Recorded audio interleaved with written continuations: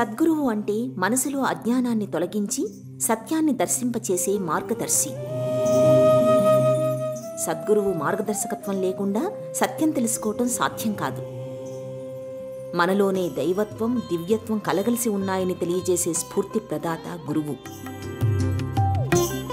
అందుకే మన భారతీయ గురు పరంపర సమున్నతంగా నిలుస్తోంది. ఎందరో గురు శిఖామణులు గురుపీఠాన్ని అలంకరించి గురువు అనే విశిష్ట స్థానానికి ఘనమైన యశస్సును, కీర్తిని ఆపాదించారు. ఆ పరంపరలోని పరమగురువు మహామతి ప్రాణనాథ్ జీ.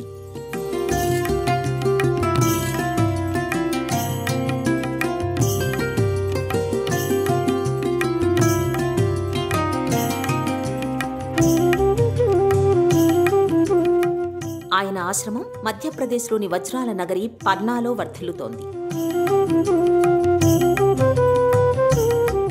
ప్రాణనాథ్ జీ ప్రాణామి సంప్రదాయాన్ని విశేషంగా ప్రచారం చేశారు. హిందూ, పర్షియా సిద్ధాంతాల్ని కలిపి ప్రాణామి సంప్రదాయాన్ని స్థాపించారు. ఈ సంప్రదాయం శ్రీకృష్ణుడిని సర్వోన్నతమైన దైవంగా భావిస్తుంది. ఆత్మ జాగృతి, ముక్తిని లక్ష్యంగా చేసుకుంటూ మానవ జీవనయానం కొనసాగాలని నిర్దేశిస్తుంది.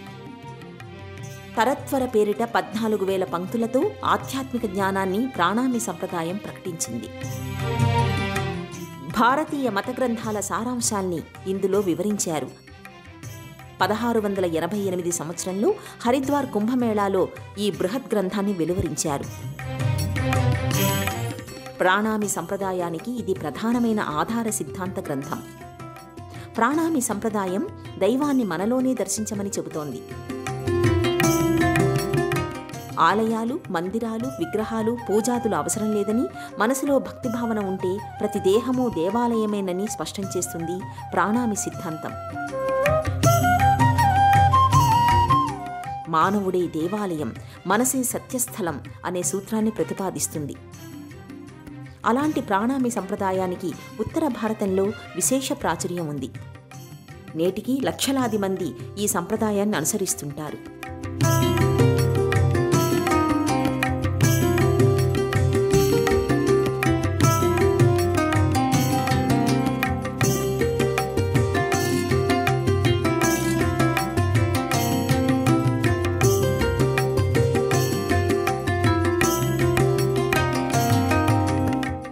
మహామతి ప్రాణనాథ్ 1618 సంవత్సరం నవంబర్ 26 కార్తీక పౌర్ణమి నాడు గుజరాత్లోని జాంబూసర్ సమీపంలోని ఉమరాలా గ్రామంలో జన్మించారు. ఆయన అసలు పేరు మోహరాజ్ ఠాకూర్. ఆయన తల్లిదండ్రులు గోపీబాయ్, కళ్యాణ్ రాయ్ ఠాకూర్. ఇంట్లో నిరంతరం ఆధ్యాత్మిక వాతావరణ, సనాతన కుటుంబ నేపథ్యం వల్ల బాల్యం నుంచే మోహరాజ్కి దైవం పట్ల ఆసక్తి, అనురక్తి పెరిగింది. తల్లి చెప్పే ఆధ్యాత్మిక కథలు ఆ బాలుడిపై ఎంతో ప్రభావాన్ని చూపించాయి. సంస్కృతం, పార్సీ, అరబ్బీ భాషల్ని పాఠశాల స్థాయిలోనే నేర్చుకున్నారు.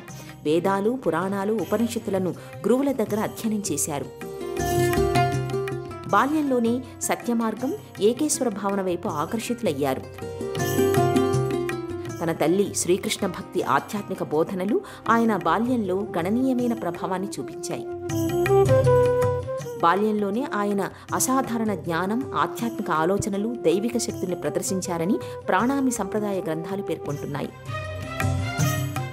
ఆయన తన బాల్యంలోనే దైవిక దర్శనాల్ని, ఆధ్యాత్మిక అనుభూతుల్ని పొందినట్లు అనేక మార్లు ప్రాణనాథ్ ప్రస్తావించారు. ఆయనకు తల్లిదండ్రులు గంగాబాయితో వివాహం చేశారు. ఆదర్శ దంపతుల వలె వారి జీవనం కొనసాగింది. ఆధ్యాత్మిక జీవనంలో ప్రాణనాథ్కి అన్ని విధాలా ఆయన భార్య తోడ్పాటుగా నిలిచారు. కొంతకాలం జామ్నగర్లో వ్యాపారం చేశారు. అయినా ఆయన మనసు వ్యాపారంపై కాకుండా ఆధ్యాత్మిక చింతన వైపే ఉండేది. యువకుడిగా ఉండగానే రాజపుత్ర కుటుంబంలోని ఆడంబరాలను వదిలి సన్యాస జీవితం ప్రారంభించారు. గుజరాత్, రాజస్థాన్, ఢిల్లీ, లక్నో, జాన్పూర్, ఆగ్రా ప్రాంతాలలో సంచరిస్తూ వివిధ సద్గురువుల్ని కలుసుకున్నారు. ఈ సమయంలోనే ఆయనకు అనుచరులు పెరిగారు. వీరిని నిస్సంగి సత్సంగీలు అని వ్యవహరిస్తారు. ప్రాణామి సంప్రదాయానికి ప్రాణనాథ్ జీ బలమైన పునాది వేశారు.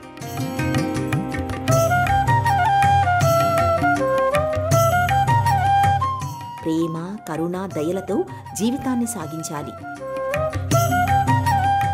రాతి విగ్రహాల్లో దేవుడు ఉన్నాడా లేదా అని తర్వాత పరిశోధించవచ్చు. ముందు నీ మనోమందిరంలో ఉన్న పరమాత్మను దర్శించు. ఆయనపై అత్యధిక ప్రభావం చూపిన గురువు గోపాల్ దాస్ జీ.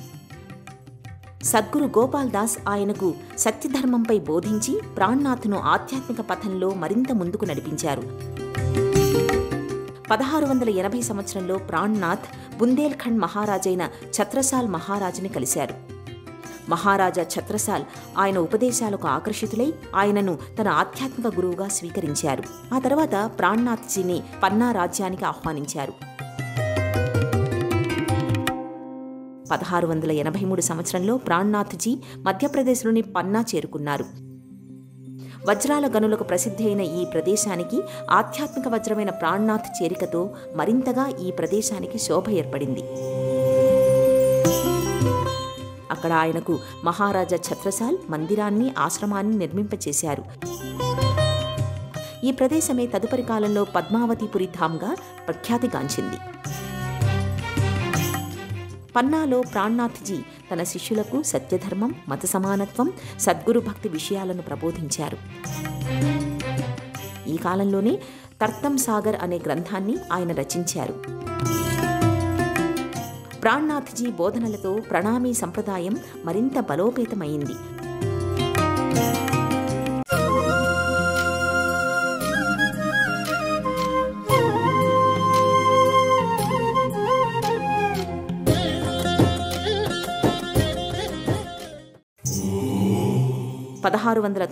సంవత్సరంలో ప్రాణనాథ్జీ పన్నాధాంలో పరమపదించారు. ఆయన సమాధి ప్రాణనాథ్జీ మందిరంలో ఉంది.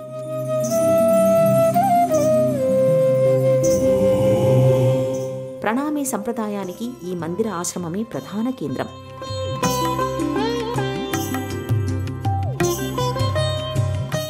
ప్రధాన మందిరంలో ప్రాణనాథ్జీ విగ్రహం అరుదైన శిలతో చెక్కబడి ఉంటుంది. ఆశ్రమమంతా అరబ్బీ, పార్సీ సందేశాలు, సంస్కృత శ్లోకాలు గోడలపై లిఖితమై ఉంటాయి.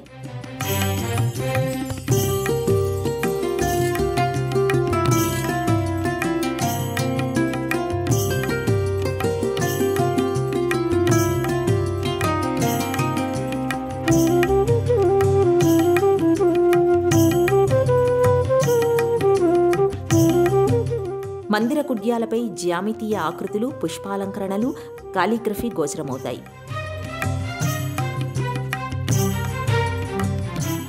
మందిరంలోని భవనాల పైకప్పు లోపలి భాగంలో రంగురంగుల చిత్రకళ ఆకట్టుకుంటుంది.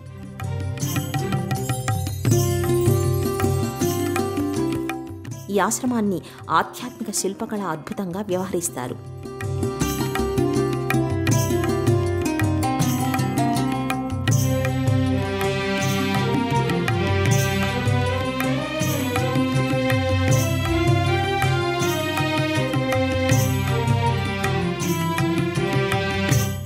ప్రాణనాథ్జీ రచించిన తర్తం సాగర్ గ్రంథం ఎంతో విశేషమైనది. ప్రణామీ సంప్రదాయానికి ఈ గ్రంథం మూలాధారం. ఇందులో 10 ప్రధాన అంశాలని ముఖ్యాంశాలుగా భావిస్తారు. ప్రపంచంలో దేవుడు ఒక్కడే అనే ఏకత్వ భావాన్ని అందరూ అంగీకరించాలి, అందరూ అనుసరించాలి. మన మత గ్రంథాలన్నీ ఒకే పరమసత్యాన్ని ఆవిష్కరిస్తాయి. దారులు వేరైనా గమ్యం ఒక్కటే. ఆరాధనా రీతులు వేరైనా ఆ పరంజ్యోతి పరమాత్ముడు ఒక్కడే.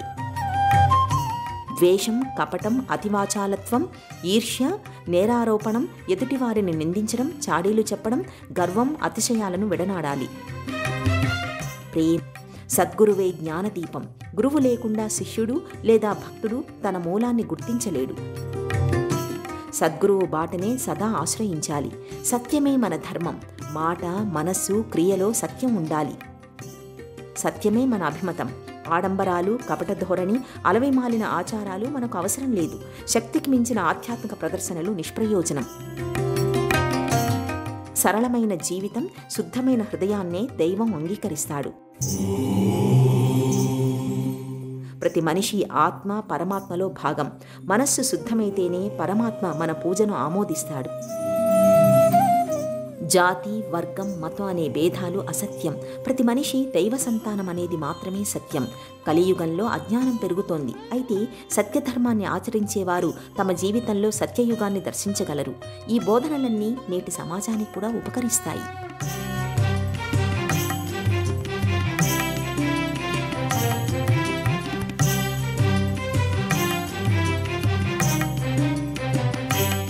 ప్రాణనాథ్జీ ఆశ్రమం అపురూపమైన కళా ఆధ్యాత్మిక లోగిలిగా ప్రకటితమవుతుంది.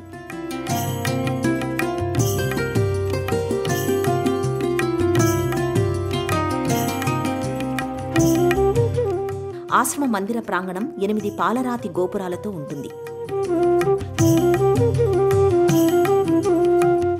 వర్తులాకారంలో ఉండే ఈ ఆశ్రమంలో ఉన్న ఈ అష్టగోపురాలు అష్టదిక్కులకు సంకేతం.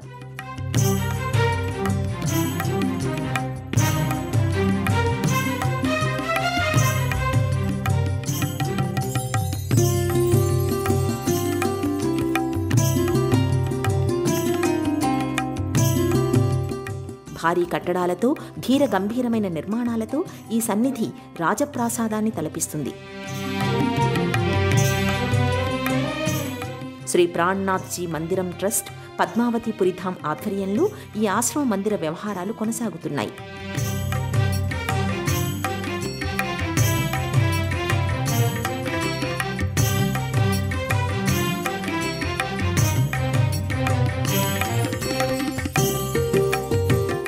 ప్రస్తుతం మనోజ్ కుమార్ శర్మ ఈ ఆశ్రమానికి ప్రధాన ప్రబంధకుడిగా వ్యవహరిస్తున్నారు.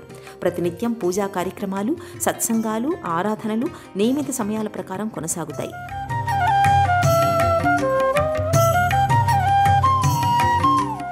ముఖ్యంగా ఈ ఆశ్రమంలో శరత్ పూర్ణిమ మహోత్సవం పేరిట ఆశ్వయుజ పౌర్ణమి నాడు విశేష ఉత్సవాలు జరుగుతాయి. ఈ సందర్భంగా మందిరాన్ని సర్వాంగ సుందరంగా అలంకరిస్తారు. భజనలు, సంకీర్తనలు, సత్సంగాలు విశేషంగా కొనసాగుతాయి.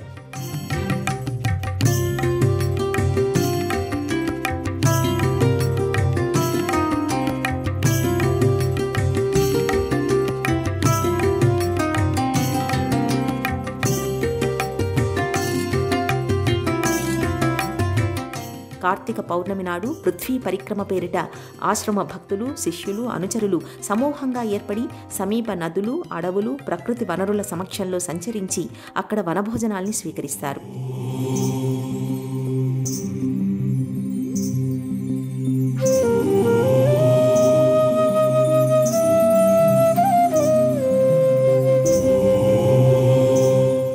విజయదశమి ఇక్కడ జరిగే ఒక ప్రధాన వేడుక. దేవీ నవరాత్రులను దివ్యంగా ఇక్కడ నిర్వహిస్తారు.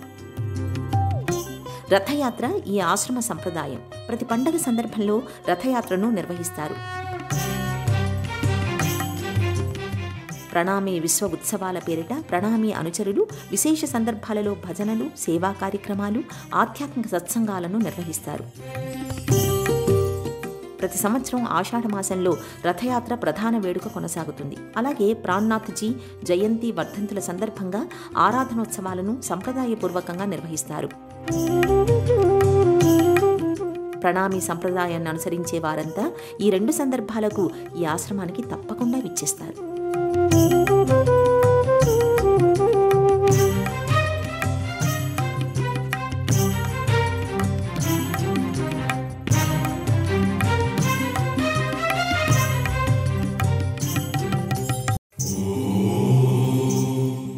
మహామతి ప్రాణనాథ్జీ సందేశ సమాహారం సదా ఆచరణీయం, సర్వదా అనుసరణీయం. మహామతి ప్రాణనాథ్జీ తత్వజ్ఞాన అనే భావనను ప్రతిపాదించారు. సర్వమత సమన్వయం, సర్వమానవాళి సౌభ్రాతృత్వం అనేది ఆయన సిద్ధాంతం. ఆయన ప్రవచనాధార సత్యమార్గం, ఆధ్యాత్మిక చింతన, మానవతా సూత్రాలపై ఆధారపడి ఉంటుంది. సత్యమే పరమధర్మం, ప్రేమే పరమ మార్గం, ఏకేశ్వర భావనే సదా అనుసరణీయం అని ఆయన పేర్కొన్నారు.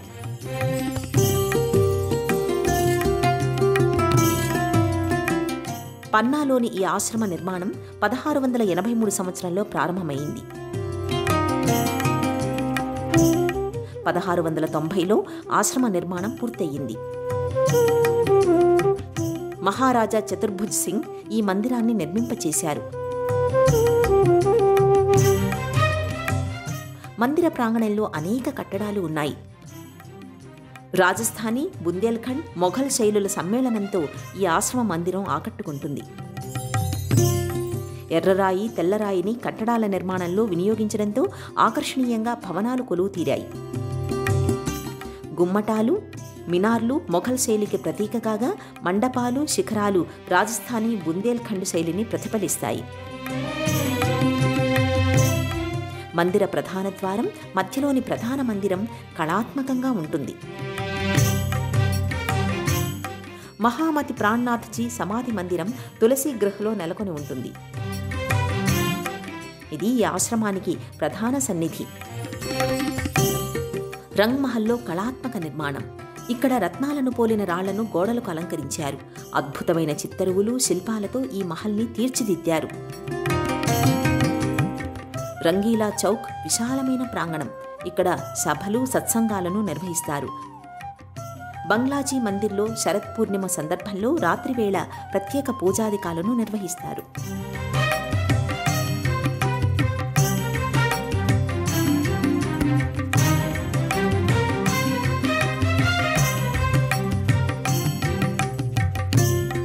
శ్రీ ప్రాణనాథ్జీ మందిర దర్శనం భక్తులకు ఎనలేని విశేషమైన ఆధ్యాత్మిక అనుభూతిని అందిస్తుంది.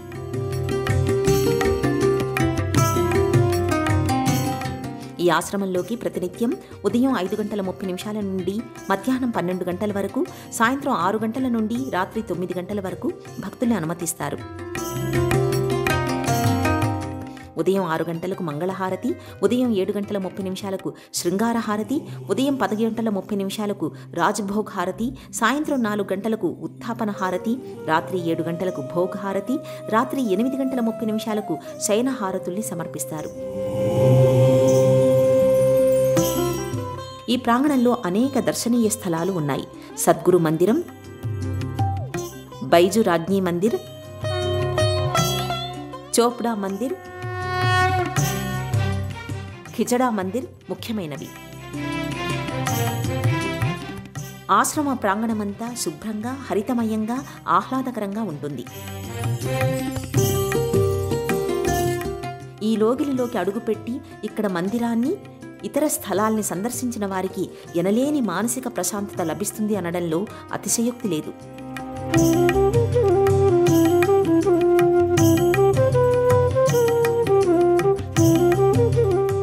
దేవుడు ఒక్కడే, కానీ ఆయన్ని పిలిచే పేర్లు అనేకం. మతం అంటే మనిషిని విడగొట్టేది కాదు, దృఢంగా కలిపి ఉంచేది. ఈ కలియుగంలో సత్యం, ధర్మం మరుగున పడుతున్నాయి. వాటిని కొనసాగించాలి. అప్పుడే సత్యయుగం సాకారమవుతుంది.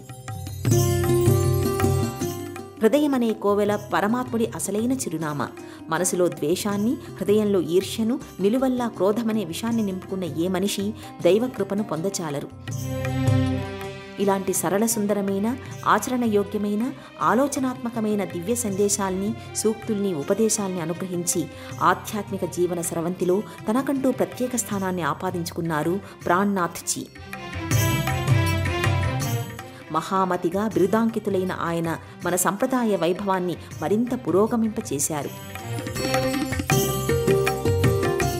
అందుకు ప్రాణనాథ్జీ ఆశ్రమ మందిరం విశేష కృషి చేస్తూ ప్రగతి పథంలో పయనిస్తోంది. ఓం శ్రీ కృష్ణం వందే జగద్గురుం. శ్రీ గురుభ్యో నమః.